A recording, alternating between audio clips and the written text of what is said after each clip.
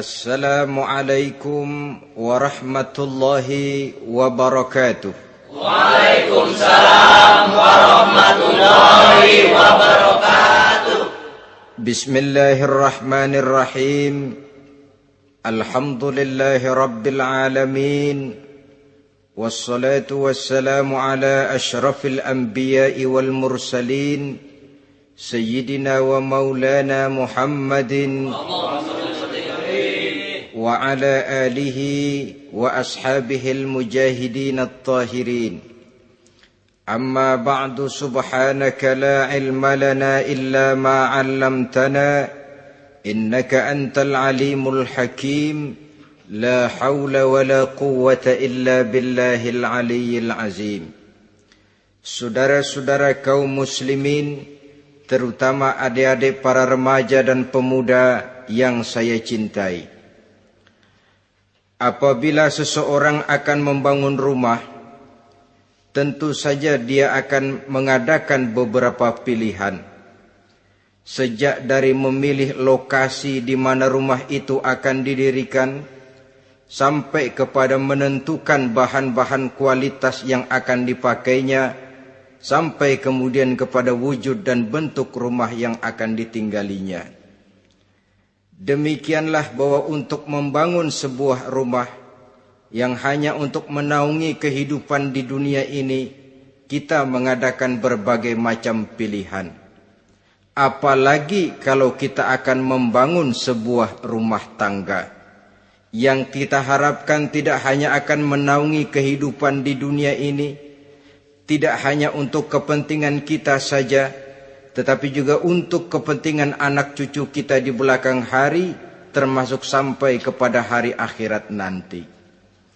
Oleh karena itu, pada pertemuan kali ini, saya hanya ingin khusus berbicara kepada adik-adik remaja dan para pemuda, bagaimana sebaiknya memilih jodoh menurut ajaran agama Islam.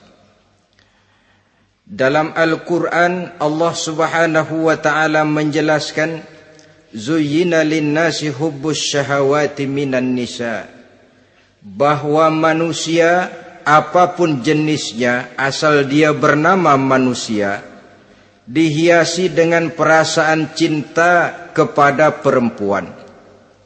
Jadi sejak dahulunya secara fitrah, laki-laki senang kepada perempuan, sebagaimana perempuan pun senang kepada laki-laki. Dihiasi rasa cinta ini dalam kehidupan manusia. Dan oleh karena adanya rasa cinta, berkembanglah segala macam persoalan. Sehingga seorang ahli cinta pernah berkata, cinta adalah 5 huruf yang membuat persoalan tidak akan pernah selesai. 5 huruf yang membuat persoalan tidak akan pernah selesai-selesai. Tetapi dalam kehidupan sehari-hari sering kita saksikan bahwa cinta ini bisa mendorong, memberikan motivasi yang baik, dan cinta ini pun bisa juga memberikan dorongan yang tidak baik. Oleh karenanya, apabila cinta itu ibarat setetes embun yang jatuh di bumi yang subur, akan tumbuhlah di atasnya aneka ragam bunga-bungaan yang harum semerbak, indah mewangi, sedap dipandang orang, menebarkan rasa aman, damai, sentosa, dan begitu selanjutnya. Tapi jika cinta itu jatuh di hati yang gersang dan tandus, tidak ada yang akan dapat tumbuh di sana selain sirih memanjat batu, kuning daunnya, lemah gagangnya, maka cinta yang semacam itu tidak akan memberikan dorongan positif kepada seseorang di dalam kehidupannya. Maka lebih dahulu kita akan membicarakan cinta dalam artian yang positif ini, untuk nanti sampai kepada perempuan yang bagaimana yang harus kita cintai, atau laki-laki yang bagaimana yang harus dicintai oleh seorang perempuan. Saudara hadirin yang saya hormati, cinta dalam artian yang positif, pertama, dia selalu mendatangkan keindahan. Yang kedua, cinta itu memberikan energi atau semangat untuk berjuang. Dan yang ketiga, cinta itu selalu membawa resiko dalam bentuk pengorbanan. Maka cinta yang positif pertama melahirkan keindahan. Disinilah orang memerlukan filter atau saringan. Sebab keindahan yang didasarkan karena cinta itu merupakan satu keindahan yang relatif saja. Boleh jadi karena indah orang jadi cinta, boleh juga jadi karena cinta segala sesuatu terasa jadi indah. Namun bagaimanapun juga, kalau hati sudah diliputi oleh rasa cinta, segalanya akan terasa menjadi indah. Cinta itu adalah keindahan. Yang kedua, cinta itu energi, melahirkan dorongan dan semangat. Yang lemah bisa menjadi kuat, yang takut bisa menjadi berani, yang jauh jadi terasa dekat. Itu semua karena dorongan cinta. Dan dari energi ini lahirlah yang ketiga, bahwa cinta adalah pengorbanan. Sehingga orang berkata, berani bercinta artinya harus berani berkorban. Takut berkorban, jangan bercinta. Kalau cinta ini kita salurkan kepada nilai-nilai agama umpamanya, yang pertama, cinta mendatangkan keindahan. Kita cinta kepada agama, maka apapun yang diperintahkan oleh agama akan terasa menjadi indah. Solat akan terasa menjadi indah. Puasa terasa menjadi indah. Zakat terasa menjadi indah. Jihad pun akan terasa menjadi indah. Persis kalau kita cinta kepada seorang gadis. Jika kita cinta kepada seorang gadis, apanya saja akan kelihatan menjadi indah. Jalannya terasa indah, lenggang-lenggoknya terasa indah, suaranya merdu padahal cemprengnya bukan main. Seluruhnya akan mendatangkan keindahan karena dasarnya sudah cinta. Cinta membawa kepada keindahan. Yang kedua, cinta itu melahirkan energi. Orang yang cinta kepada agama akan lahir tenaga dan semangatnya melaksanakan ibadah, melaksanakan puasa, melaksanakan zakat, melaksanakan solat, melaksanakan haji, bahkan melaksanakan jihad sekalipun. Cinta selamanya menimbulkan energi dan semangat. Sama saja dengan kita apabila jatuh cinta kepada seorang gadis, walaupun rumahnya jauh, katanya, gunung pun akan kudaki, lautan pun kuseberangi. Untuk apa itu? Untuk menemui apa yang kita cintai. Cinta selamanya melahirkan energi. Capek tidak terasa, lelah tidak terasa, semuanya tertutup oleh keindahan yang bernama cinta. Lalu yang ketiga, cinta membawa pengorbanan. Apabila kita cinta kepada agama, maka pengorbanan terhadap apapun yang diminta oleh agama, baik itu pengorbanan waktu, tenaga, pikiran, harta, bahkan pengorbanan nyawa sekalipun, kita tidak akan berat melaksanakannya karena cinta kita kepada agama yang kita anut ini.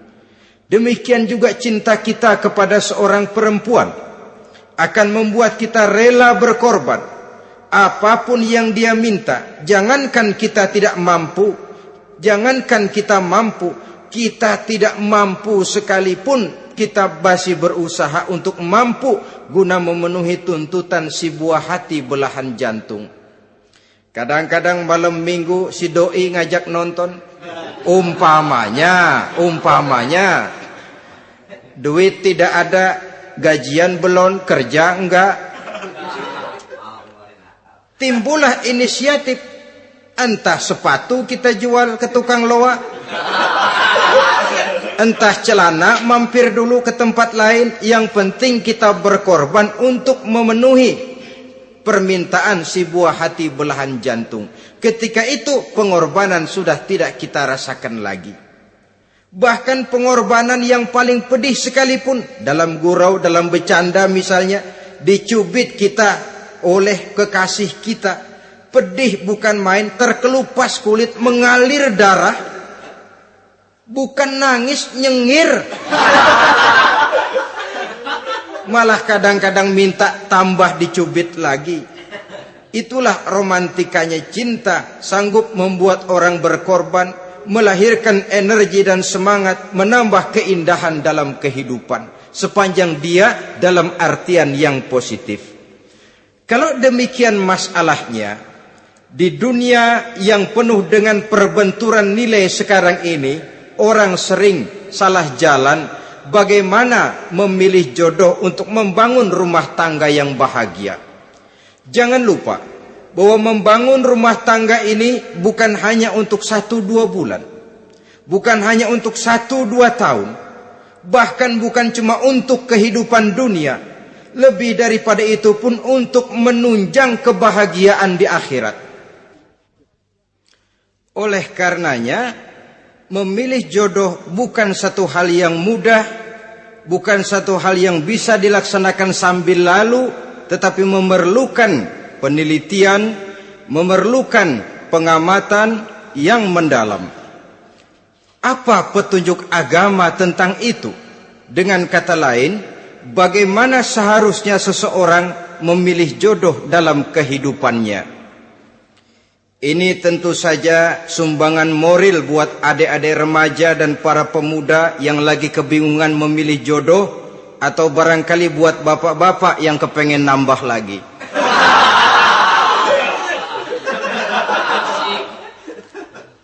Mohon maaf kepada ibu-ibu, saya tidak menganjurkan, cuma ngajarin. Yang pertama, menurut Nabi, nikahilah perempuan itu karena rupanya, karena hartanya, karena keturunannya, dan karena agamanya. Ada 4 motif utama di sini. Pertama, memilih jodoh, lihatlah rupanya. Lagian siapa yang kepengen dapat jodoh rupanya nggak karu-karuan? Cari rupa yang cantik, indah, dan menawan. Namun jangan lupa, saya katakan di zaman di mana sering terjadi benturan nilai seperti sekarang ini, orang sulit untuk mendapatkan keaslian. Di mana teknologi sudah sedemikian canggih, di mana ilmu kedokteran sudah sedemikian maju, maka berbagai macam rupa bisa dibentuk dengan apa yang dinamakan operasi plastik misalnya. Yang pesek bisa dibikin mancung, kuping yang kelebaran bisa dibikin sedang, pipi yang kembung sebelah bisa dibikin rata, janggut yang tidak menarik bisa dibikin bak lebah bergantung katanya.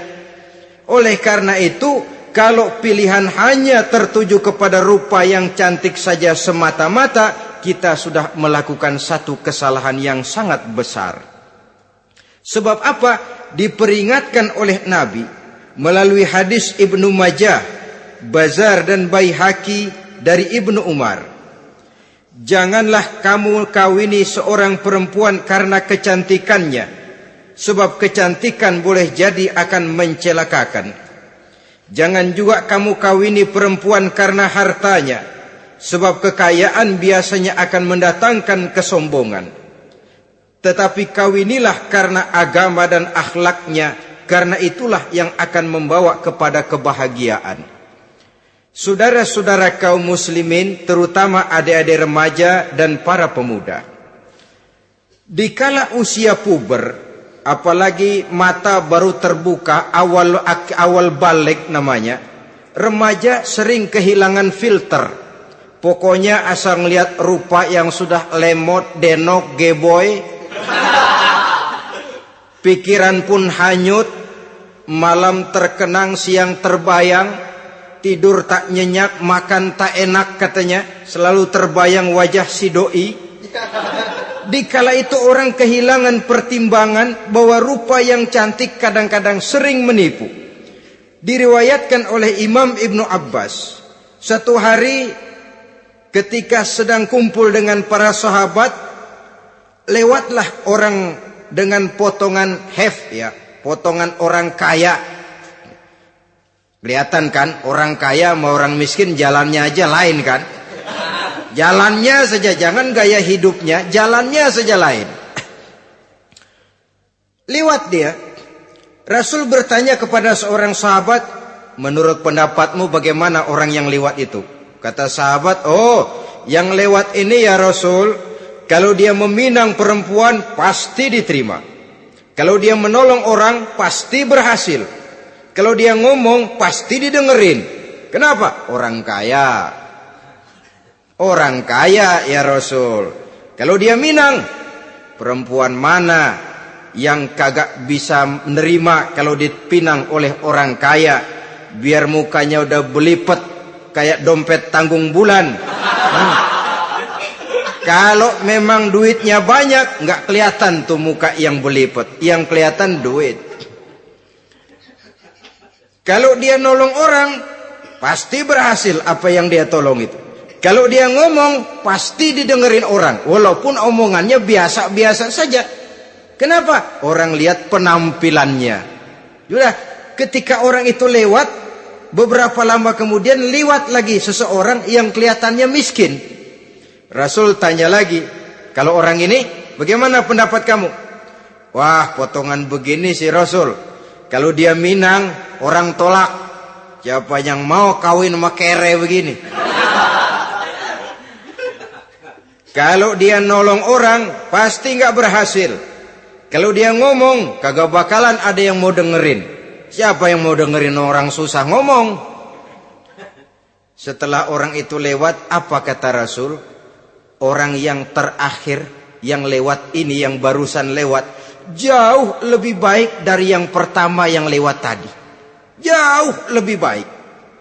Maksud dari ucapan ini, Rasul sebenarnya mendidik para sahabat jangan tertipu oleh penampilan. Sebab penampilan tidak selamanya mencerminkan keaslian. Apalagi di zaman sekarang, salon di mana-mana bejibun. Alis mata bisa dibikin, pipi bisa dicat. Yang pinggir kuning, yang tengah merah, di sebelah merah ada yang kehitam-hitaman, persis orang kepentok tiang listrik.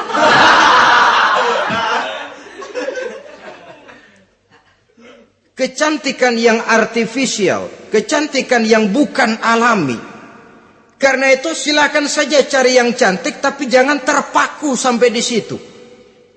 Sebab kecantikan di samping dia mudah berubah oleh pergeseran masa dan pertukaran waktu, ternyata penampilan tidak selamanya mencerminkan keaslian.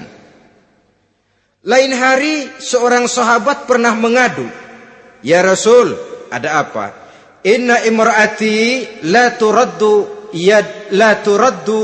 yadul lamis." Ya Rasul, istri saya tidak pernah menolak tangan orang laki yang menjamahnya, mengajak salaman kepadanya. Apa jawab Rasul? Ceraiin aja. Tapi hati saya berat ya Rasul, saya cinta betul sama dia. Ya kalau hatimu berat, jaga dia baik-baik.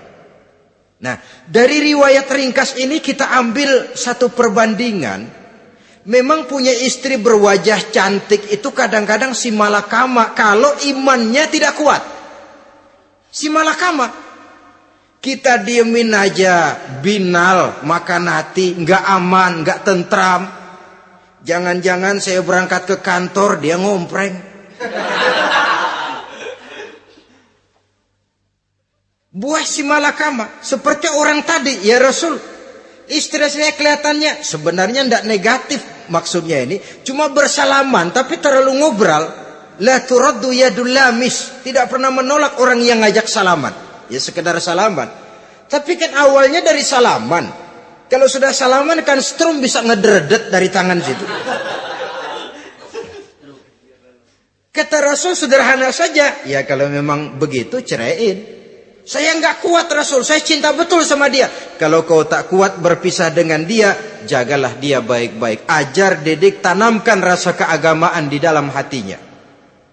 Saudara-saudara kaum muslimin, jadi rupa yang cantik tanpa didasari oleh nilai-nilai agama akan membuat seorang suami di rumah tangganya seperti si malakama. Seperti berhadapan dengan buah si malakama. Kalau tidak diiringi dengan nilai-nilai moral yang luhur dan bekal agama yang tangguh. akan pergi jauh dari rumah rasanya tidak aman. Sedangkan di rumah saja siapa yang akan mencari nafkah? Dan begitu selanjutnya. Orang tadi jelas berhadapan dengan buah si malakama. Didiamkan, makan hati. Sebab, maaf, kalau seorang suami sudah tidak punya rasa cemburu terhadap istrinya, itu kan yang disebut dayus. Dan dayus itu, jangankan masuk surga, bau surga saja dia tidak dapat. Tapi cemburu dalam artian bukan cemburu buta, cemburu dalam artian yang wajar. Dia cemburu, akan dikerasi takut kalau istrinya minta cerai, sedangkan dia cintanya sudah kadung medok bener. Si malakama jadinya. Nah, ini juga satu riwayat yang memberikan gambaran kepada kita. Pilihan, silakan cari rupa yang cantik saja. Cari yang cantik. Tapi kalau itu dijadikan motif utama tanpa dasar-dasar agama, saya khawatir nanti rumah tangga kita akan berhadapan dengan buah si malakama. Jadi adik-adik remaja, usaha, ikhtiar, cari yang cantik, yang kira-kira nggak membosenin, supaya kita betah tinggal di rumah, supaya kita merasa ada tempat berbagi rasa, ada tempat kita bernaung. Sebab kalau nyari bini sebini-bininya mah, ya jodoh di tangan Tuhan, kagak usah nyari juga ntar datang diri umpamanya. Iya, kalau yang datang peot.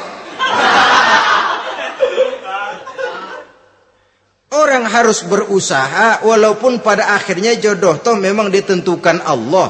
Kan 3 hal yang kita tidak bisa menentukan itu katanya. Maut, rezeki, jodoh. Itu yang masuk mysterious problem. Problem yang misterius.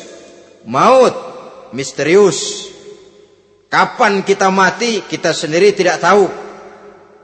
Tahun depan, 50 tahun lagi, 100 tahun lagi, tidak pernah seorang pun diberitahu. Tapi yang pasti dia bakal datang. Kapan dan di mananya, kita tidak tahu. Bisa di rumah, bisa di masjid, ya alhamdulillah. Bisa di majelis taklim, syukur. Bisa di medan perang membela agama, bagus. Pasti dia akan datang. Maut, mysterious problem. Sesuatu yang kita tidak tahu kapan datangnya. Rezeki, gitu juga. Sehingga orang sering bilang, rezeki katanya kayak bayangan. Kita uber-uber, dia lari. Kita diam, dia mah diam. Setengah mati kita uber-uber. Emang ukuran segitu? Segitu aja. Begitu kita nggak ngapa-ngapain, datang yang bawain rezeki. Namanya rezeki itu mysterious problem. Kadang-kadang ngobek, sungsang, sumbul, udah segala tanah orang kita ukur-ukurin. Udah segala ngomong sudah nggak ada yang loh, terus udah buta. Tapi memang bayangan, kalau belum rezeki ya belum. Kadang-kadang nyari kode sampai tidur di kuburan. Belepotan tanah kuburan loh. Yang aneh lagi kadang-kadang orang gila ditanyain. Allahu Akbar, ini kode-kode zaman sekarang ini. Sampai orang waras nanyain orang gila itu gimana itu. Ini sudah efek yang betul-betul negatif. Sudah jelas orang gila kok ditanya. Apa kira-kira yang nanya nggak lebih gila dari yang gila itu?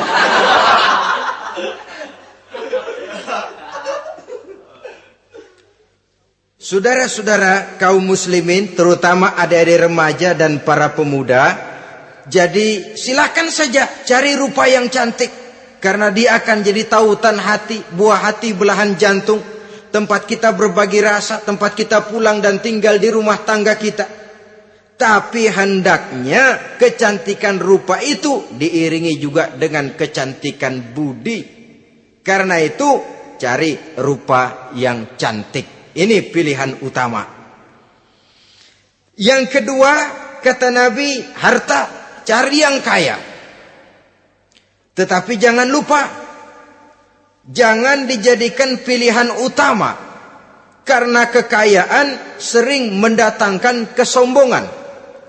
Apalagi kalau seorang pemuda mendapat istri orang kaya. hidupnya dimodali oleh istrinya, maka biasanya wibawanya sebagai seorang suami akan hilang. Akhirnya komando di tangan istri. Dikala itulah suami tidak lebih daripada prajurit yang taat kepada komando istrinya. Padahal menurut konsep Quran, ar-rijalu qawwamuna 'alan nisa, laki-laki diciptakan sebagai pembimbing bagi perempuan. Kalau nanti suatu saat terjadi benturan, sedangkan modal diberikan oleh istri, terjadilah pengungkitan. Kata istrinya apa? Lu jangan bertingkah, lu kan kawin sama gue modal lu kolor doang.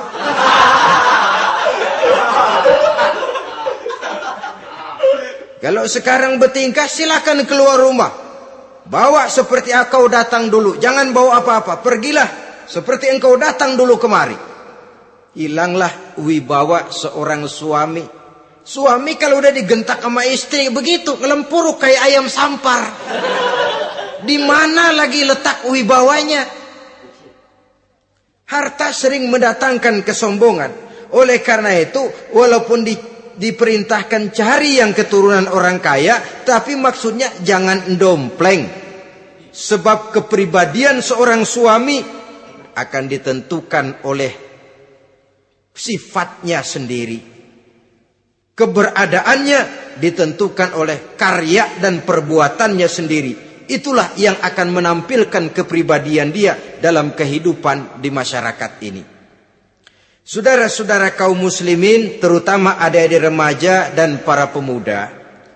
Kan kadang-kadang di zaman sekarang kan kelas-kelas gigolo, playboy ya, nyari tante-tante kesepian, mejeng-mejeng di pinggir-pinggir jalan dengan harapan apa? Ya barter lah.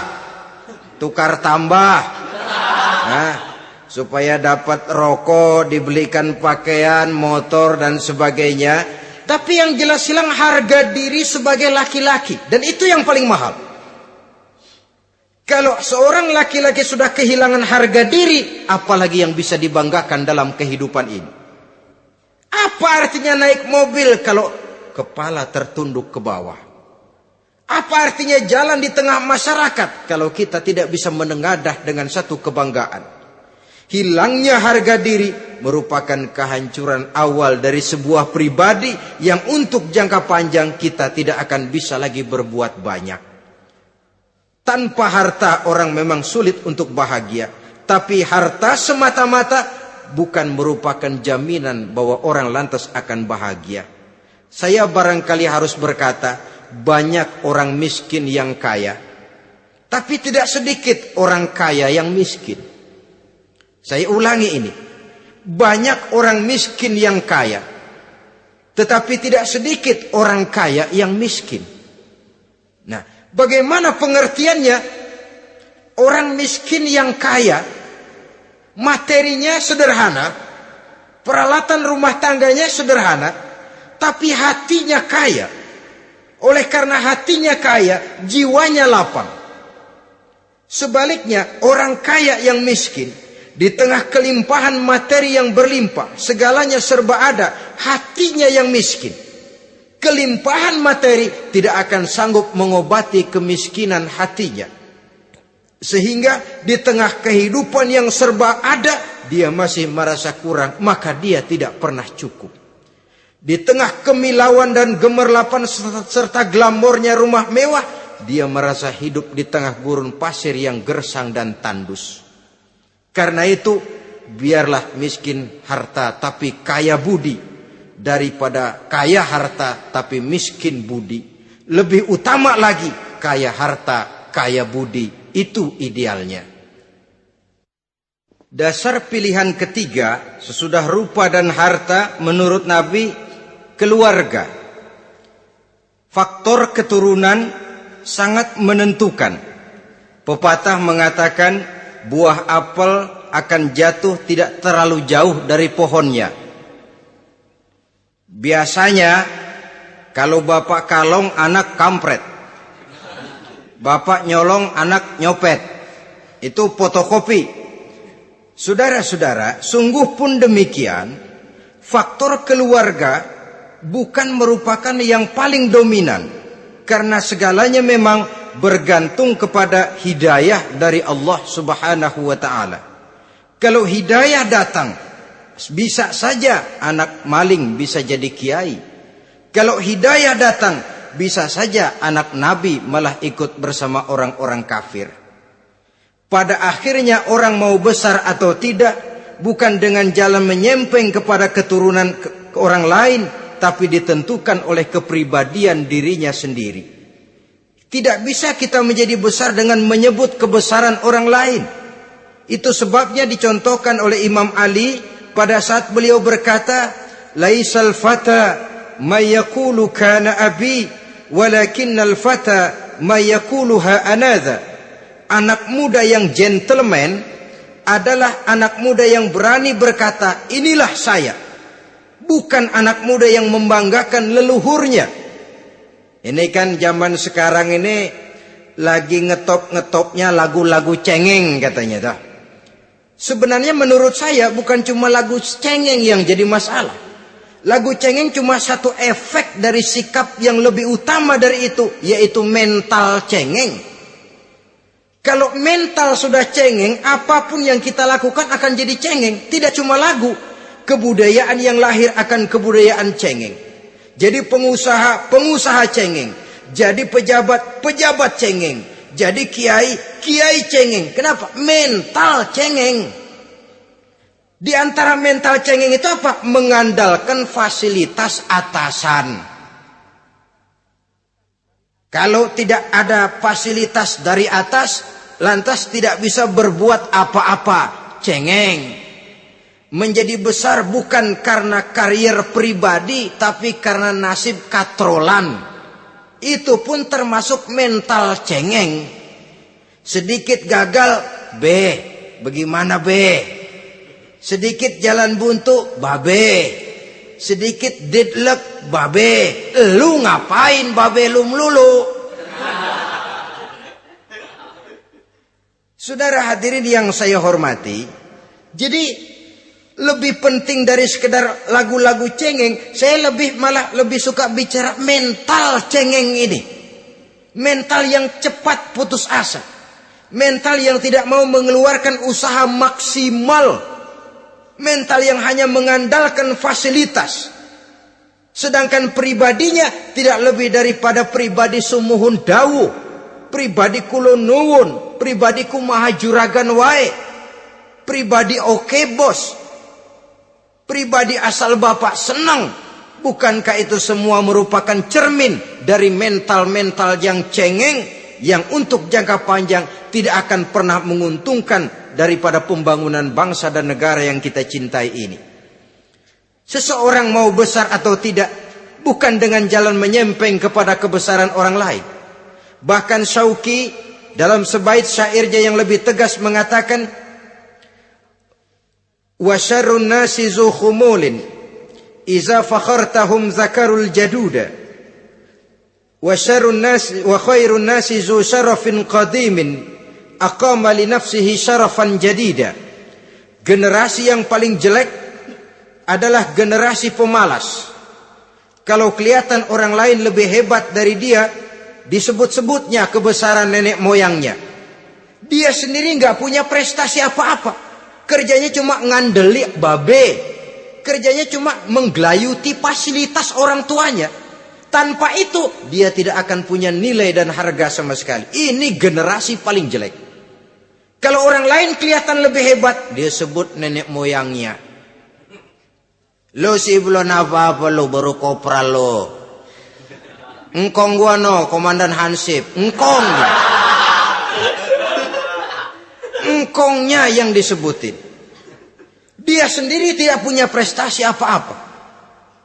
Jadi silahkan saja cari gadis dari keturunan keluarga yang baik-baik. Tapi jangan jadikan tendensi utama, jangan dengan niat untuk menyempeng kepada kebesarannya. Tapi paling tidak dengan niat agar mudah-mudahan dari benih yang baik ini akan lahir keturunan-keturunan yang baik pada akhirnya nanti. Itu yang kita harapkan. Bukan lalu dengan pertimbangan, weh, mertua gue bos nih, kali aja begitu gue kawin dia mampus. Ini semua warisan kan jatuh kemari semua. Kalau itu niatnya sudah jelas salah.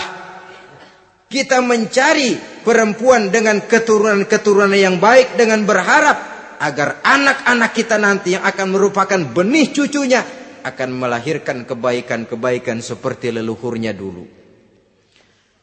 Saudara, pilihan yang keempat kata Nabi, agama. Ini yang paling inti. Kenapa? Agama itu motivasinya moral. Di sini segalanya ditentukan. Rupa yang baik, harta yang banyak, keluarga yang luhur. Kalau sudah dilandasi oleh agama yang rapuh, bahkan tidak beragama sama sekali, ketiga hal di atas tadi hanya akan mendatangkan malapetaka. Sekarang kan kita tertipu oleh penampilan. Padahal penampilan belum tentu kenyataan. Di jalan-jalan kita akan lebih terpesona melihat gadis pakai miniskirt di atas lutut ketimbang kita melihat gadis-gadis yang pakai jilbab. Kalau sudah pakai jilbab keliwat, yang usil banyak banget, bau sorga nih. Bau sorga katanya. Tapi kalau sudah yang pakai miniskirt itu yang lewat, itu dari ujung ke ujung mata kagak mau kedip. Laler nemplok di mata kagak dirasain. Kita terpesona oleh penampilan zahir, padahal penampilan belum tentu memantulkan hal yang sebenarnya. Tapi memang itulah watak manusia. Watak manusia, saya katakan manusia tanpa kecuali. Tetapi bergantung kepada pemikiran jangka pendek atau jangka panjang. Kalau jangka panjang yang kita pikirkan, ya tentu kita tidak akan mudah terpesona oleh hal yang zahir. Sampai-sampai Quran sendiri mengatakan budak yang hitam legam tapi beriman itu lebih baik daripada orang-orang musyrik walaupun cantik, denok, lemot, geboy. Ada lagi nggak bahasa yang lebih dari itu? Cantik, denok, lemot, geboy, bahenol, nerkom. Tapi kafir masih lebih baik budak yang hitam legam sekalipun. Kalau dia beriman. Kenapa? Rumah tangga untuk jangka panjang. So itu Islam tidak membolehkan kawin campuran dengan lain agama. Walaupun ada ayat yang mengatakan boleh kawin dengan ahlul kitab. Tapi sebagian mufassir menjelaskan bolehnya kawin dengan ahlul kitab itu dalam kondisi darurat. Dalam kondisi normal tidak bisa. Kenapa? Kalau sudah berlainan agama, akan terjadi kerancuan rumah tangga untuk jangka panjang. Bagaimana membina dalam keharmonisan di rumah tangga? Bagaimana nasib anak-anak nanti? Kadang-kadang ada keluarga, kami sih keluarga modern. Anak-anak kami berikan kebebasan untuk milih agama apa saja. Bapaknya Islam, istrinya Kristen, anaknya ada yang Hindu, Buddha. Bagus nih, keluarga pecel namanya. Bagaimana keluarga modern bisa seperti itu? Padahal seorang suami bertanggung jawab di hadapan Allah. Dia akan ditanya tentang istrinya. Dia akan dimintakan pertanggungan jawab tentang anak-anaknya.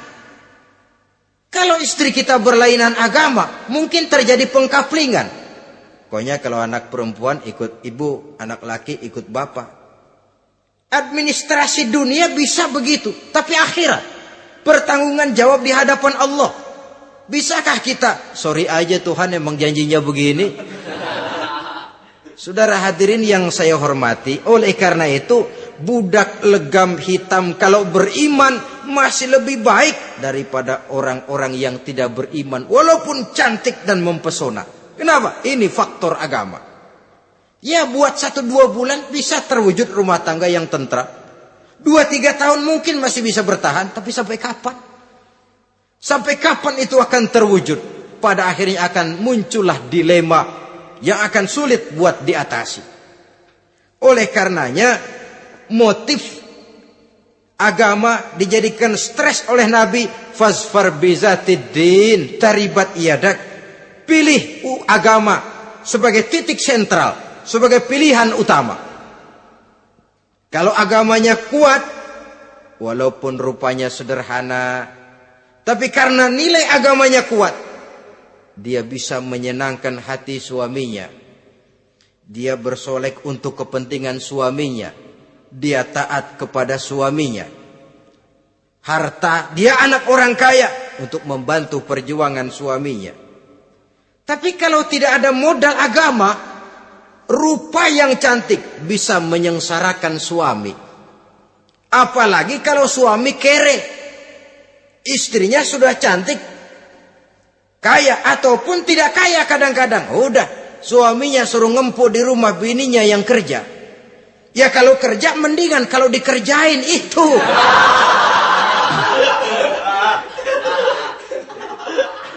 Itu yang repot. Saudara hadirin yang saya hormati, dan ini bukan 1-2 kasus. Alangkah malangnya kalau sudah terkena hal seperti itu. Akhirnya seperti pengaduan sahabat kepada Rasul tadi. Mau diceraiin, cinta saya udah medok benar Rasul. Enggak diceraiin, hati saya ngebet, pegel. Si malakama akhirnya. Jadi oleh karenanya agama. Kalau dia cantik, walaupun miskin, agamanya kuat, dia bisa memelihara kehormatan diri. Dia kaya, agamanya kuat, hartanya disalurkan di jalan Allah. Karena itu, agama jadikan pilihan utama. Dan ukuran agama itu bukan cuma jilbab loh. Ya kadang-kadang ada juga yang jilbabnya nggak pernah lepas, tapi kadang-kadang akhlaknya lebih binal dari yang kribo. Ada cuma sekedar kamuflase saja, itu pun penampilan. Sekedar penampilan saja. Cuma dari segi aurat ya memang lebih baik dan lebih utama. Dan saya kira lebih mengundang penasaran toh. Duren kalau udah dibuka kan kelihatan isinya. Emang udah begitu. Udah. Tapi kalau masih rapat, itu yang rasanya kita pengen buka. Timbul tantangan. Gue pengen tahu isinya. Rasanya juga begitu. Sama saja dengan baju. Kalau dibungkus rapat di plastik, ditaruh di etalase, adanya di toko mau serba ada. Tahu kita barang mahal nih.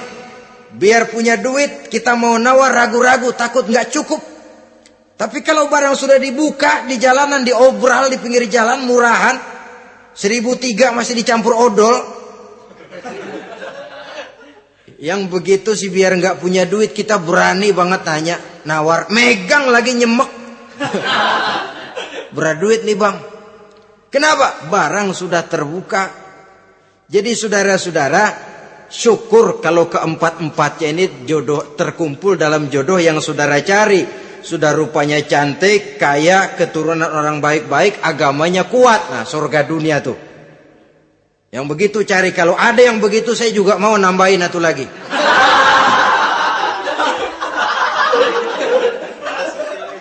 Tapi yang kumpul keempat-empatnya ini terus terang saja langka. Makhluk langka ini. Kadang-kadang cantik, kaya, keluarganya hebat, agamanya nol, akhlaknya kayak setan. Tapi yang paling celaka kalau empat-empatnya kagak ada. Rupanya jelek, melarat, bapaknya biang maling, kagak beragama lagi. Apanya yang mau dipilih? Mampus saja mendingan. Sudah nggak ada pilihan sama sekali tuh. Sudah nggak ada pilihan sama sekali. Saudara hadirin yang saya hormati, terutama adik-adik remaja. Nah, lalu apa motivasi agama dalam pembinaan ini apa? Agama ini kan memberikan contoh bahwa perempuan yang baik itu, yang kita ingin jadikan dia sebagai ideal dalam pencarian jodoh, tandanya 3. Iza ra'aitaha saratka, kata Nabi. Kalau dipandang, dia bisa menggembirakan kamu. Kan ini yang penting buat seorang suami. Kalau saudara nanti jadi suami, punya istri yang jadi partner setia mendampingi suaminya. Kalau dilihat nggak bosenin, Kenapa? Dia berdandan untuk nyenangin hati suaminya. Enggak bosenin. Kan kadang-kadang ada bini kalau kita pulang demek aja fotonya.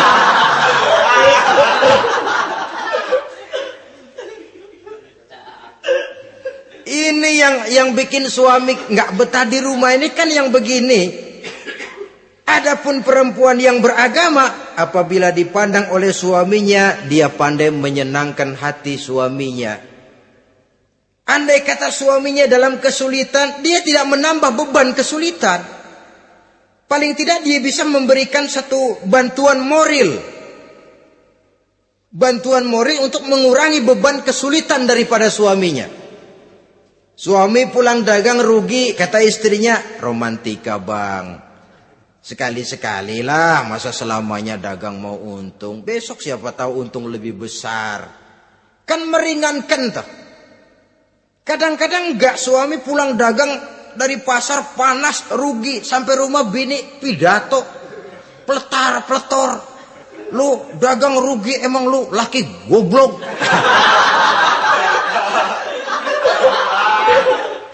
Sudahlah di pasar rugi, di rumah digoblok-goblokin. Ini nanti kena penyakit broken home yang begini ini. Padahal kesuksesan di kantor, kesuksesan di pasar, kesuksesan di medan tugas selalu dimulai dari kesuksesan dan ketenangan dari rumah tangga. Dia berhias untuk kepentingan suaminya, tidak terlalu berlebihan, dan suaminya pun pandai menghargai istrinya dengan kata-kata yang menimbulkan gairah dan semangat. Melihat istrinya bersorak, kamu makin cantik saja. Jangan juga kadang-kadang suami ketus. Ngelihat pulang kantor, lihat suaminya, istrinya dandan rapi. Tumben lu mau bekasin apa? Mau bekasin katanya. Artinya apa ini? Pandai mengembirakan, bisa tenggang rasa, bisa berbagi rasa. Sehingga suami merasa ada tempat dia bertukar pikiran. Ada tempat dia membicarakan persoalan. Dialog dalam kehidupan berumah tangga itu sangat diperlukan. Iza ra'aitaha sarratka, kalau dipandang dia sanggup mengembirakan kamu. Dikasih uang 500 senyum, 5.000 pun ketawa. Menggembirakan. Dia bisa taruh kata hatinya kesel, tapi mulutnya senyum. Nah ini yang sulit ini. Senyum tapi kesel, kesel tapi senyum.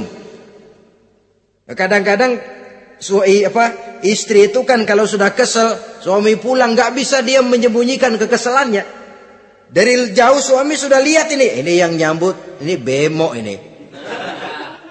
Udah monyong serem.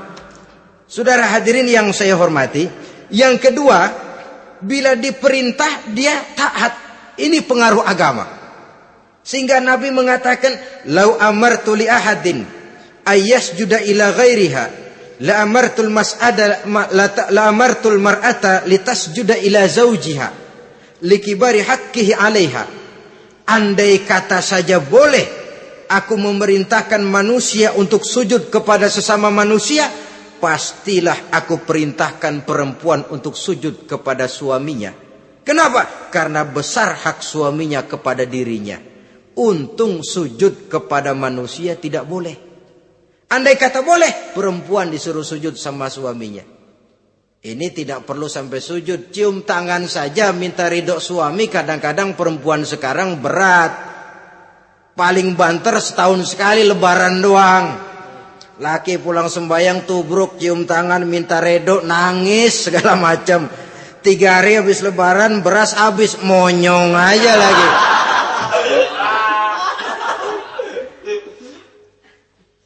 Saudara hadirin yang saya hormati,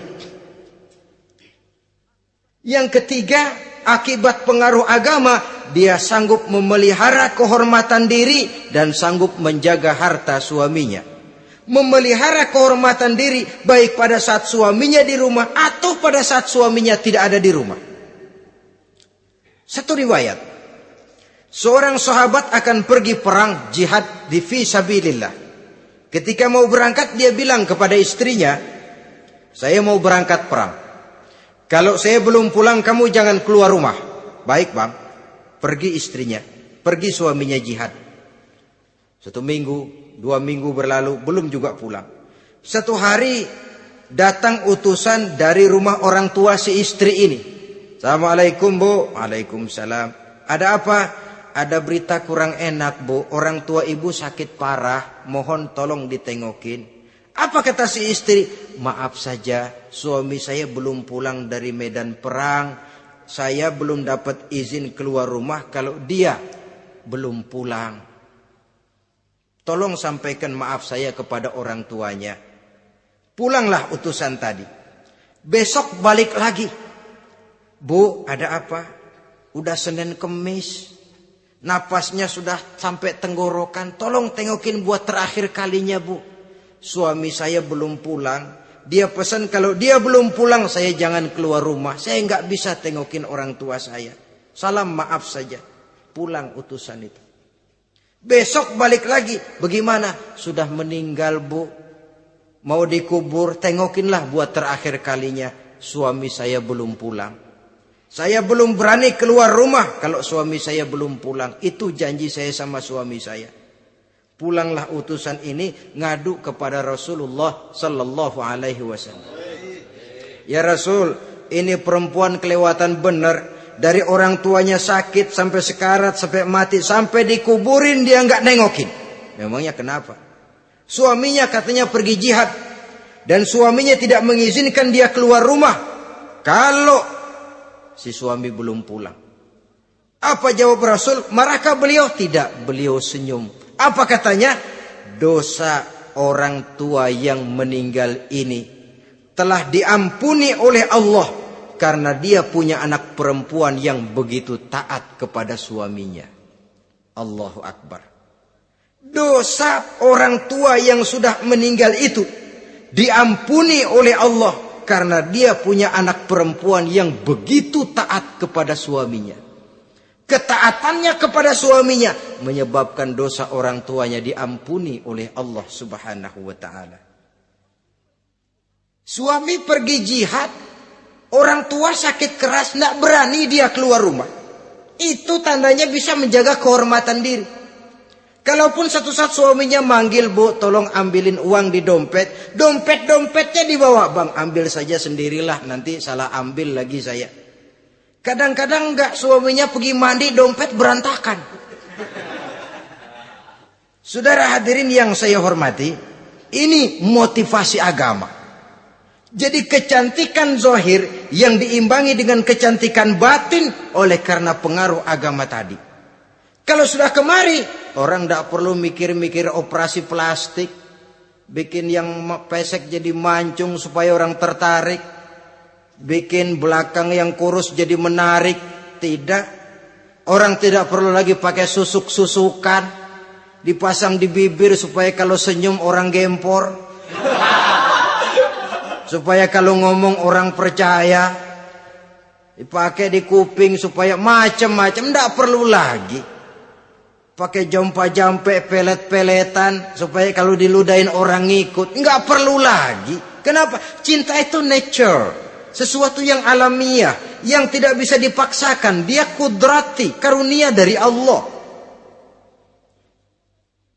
Tidak bisa cinta dipaksakan. Kalaupun bisa, dengan ilmu pelet, oh saudara bisa membuat orang jatuh cinta, ya 2-3 hari, 4-50 hari. Kesananya, apa yang akan terjadi? Kelanggengan tidak akan pernah terwujudkan. Kenapa? Keterpaksaan yang akan timbul. Dalam kondisi semacam itu, rumah tangga tidak akan mengalami ketenangan dan ketentraman. Jadi biarkan cinta berjalan secara alamiah, karena dia memang alamiah.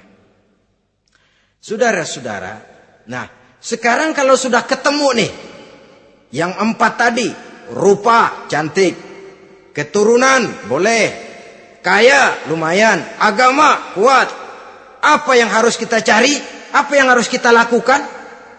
Apa pakai pepatah anak sekarang?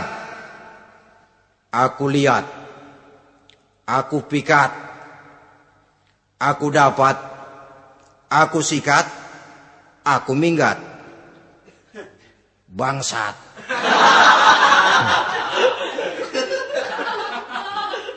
Itu kan ada moto cinta kilat begitu tuh. Cinta kilat katanya. Aku lihat, aku pikat, aku dapat, aku sikat, aku minggat. Bangsat. Atau kita harus hanyut dalam arus free love, free sex, summon living, eksperimen dulu? Tidak. Islam mengajurkan kalau memang seret, ini rasanya ini nih, mantap gue nih. Apa yang diajarkan oleh Islam selanjutnya? Meminang, saudara-saudara. Meminang adalah langkah awal untuk mengikat tali pernikahan.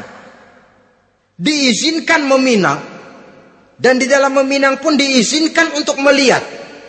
Cuma kalau boleh, ya syaratnya itu waktu melihat itu jangan sampai ketahuan si perempuan yang akan kita pinang itu. Untuk apa kita meminang? Pertama untuk yakin bahwa perempuan yang kita inginkan ini sudah kumpul syaratnya itu, tidak ada cacatnya.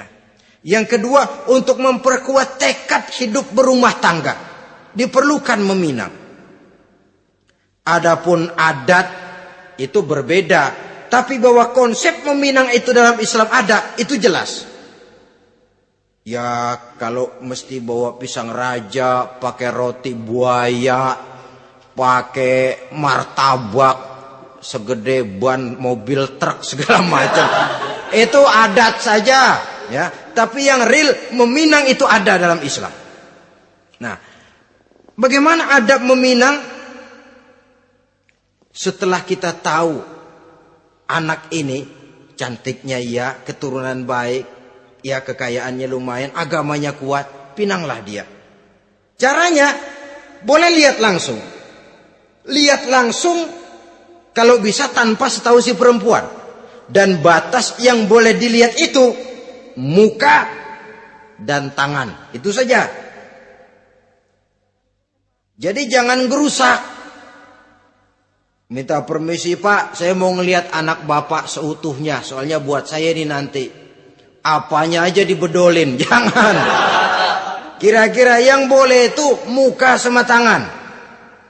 Andai kata kita risih, sebab nanti kalau nggak jadi akan jadi timbul rasa malu dan si perempuan juga kasihan. Boleh mengutus perempuan yang kita percaya. Coba kau ke sana, lihat kondisinya yang sebenarnya bagaimana. Kalau ngelihat dari jauh sih utuh, siapa tahu nanti tangannya kurang sebelah. Coba lihat sana. Saudara-saudara, kemudian boleh juga ditanyakan kepada orang tuanya. Dan dalam hal ini orang tua si gadis tidak boleh menyembunyikan aib atau cacat yang dimiliki oleh anaknya. Dia harus menceritakan apa adanya, sampai pun kekurangan anaknya yang paling kecil sekalipun. Sebab apa? Jangan sampai istilah pepatah beli kucing dalam karung. Kedengeran suaranya doang meong-meong, begitu dibuka tuh kucing gempor sebelah kakinya nggak ada. Kan tentu kita tidak kepengen kecewa di belakang hari. Itulah perlunya meminang sebagai jembatan untuk menuju kepada pernikahan. Nah, dengan demikian kalau sudah usaha meminang ini dilaksanakan, jangan merasa sudah setengah resmi. Ini yang kadang-kadang jadi penyakit. Malah sesudah meminang harus masing-masing lebih menjaga diri, menjaga kehormatan, menjaga pergaulan. Kenapa? Agar saat memasuki jenjang pernikahan nanti merupakan jenjang yang sangat ditunggu-tunggu. Ada rasa keinginan tahu. Kalau tidak, ya udah biasa, nggak giroh lagi ngadepin perkawinan. Kenapa? Kemarin-kemarin gue udah cobain. Hilang gairah lagi. Sebab itu kalau sudah meminang, jangan merasa sudah setengah halal. Udah minang ini Kadang-kadang orang tua juga konyol. Sudah dipinang, diumbar. Lu bawa kemana keda lu udah pinang? Padahal meminang itu cuma langkah awal. Sedangkan selanjutnya harus lebih berusaha menjaga kehormatan diri sampai pada saat nanti pelaksanaan pernikahan. Nah, saudara-saudara, terutama adik-adik remaja dan para pemuda, walaupun agak sekilas memang karena terbatasnya waktu pada pertemuan ini, mudah-mudahan bisa memberikan gambaran yang sepintas tentang bagaimana sebaiknya kita memilih jodoh di dalam membina rumah tangga yang bahagia. Semoga ada manfaatnya. Terima kasih atas segala perhatian. Mohon maaf atas segala kekurangan. Usikum wa nafsi bitaqwallah. Wassalamualaikum warahmatullahi wabarakatuh.